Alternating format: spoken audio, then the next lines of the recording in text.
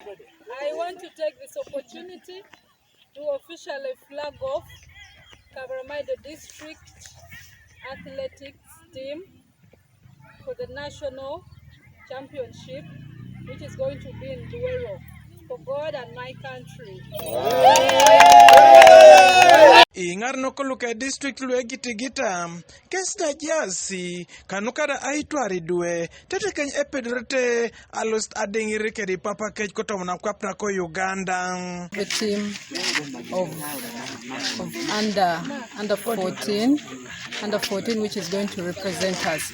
I have the belief that the coaches and the teachers have been able to prepare them very well. My advice to the athletes is that let them go and maintain the highest level of discipline, because discipline can enable you to do anything.